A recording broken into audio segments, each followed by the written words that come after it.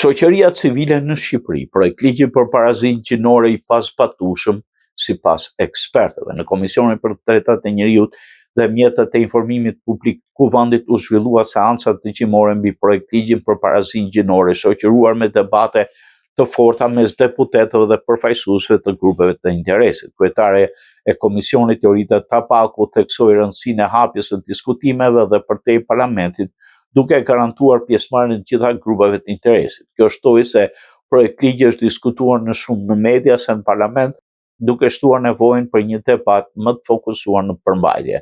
Në seancë morën pjesë të përfaqësues të Institutit Pro Familjes, në Institutit për Besim dhe Angazhim Kulturor, Akil Pano nga Pro Familja u shpreh se projekt ligji përfshin koncepte që ndryshojnë perceptimet tradicionale të gjinisë dhe familjes.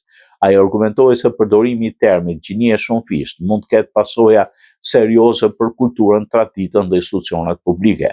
Nga ana tjetër, Kaun Seriani mbështeti idenë e parazisë gjinore po me rezerva. Ai theksoi se ligji mund të krijojë paqartësi në zbatimin e kuotave të grave, cënon autonominë e subjekteve private dhe fetare, rrezikon lirinë e shprehjes dhe mund të kthejë arsimin në një mjet ideologjik.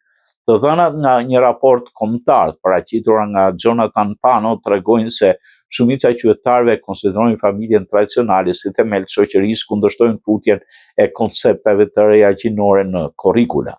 Nga ana tjetër, zëvendës kryetare e Komisionit Iris Duarasi nënvizoi se projekt ligji nuk përmban termat gjinie shumëfisht ose prindi 1 dhe 2 dhe është I bazuar mbi konventat e Kombeve të Bashkuara dhe direktivat e BE-s. Deputetët e PS-s theksuan se ligji nuk kërcënon familjen shqiptare dhe sollën shembull nga vendet e Evropës ku zbatimi ka forcuar parazinë gjinore. Debatat mes deputetëve dhe përfaqësuesve të shoqërisë civile përfunduan me kritikat e Akil Panos, I cili theksoi se ligji duhet trajtohet si një çështje e gjithë shoqërisë, jo vetëm e maxorancës, dhe se ndryshimet mbi raportin gjinor do të shkaktojnë debate të forta për të ardhmen e familjes së shoqërisë shqiptare.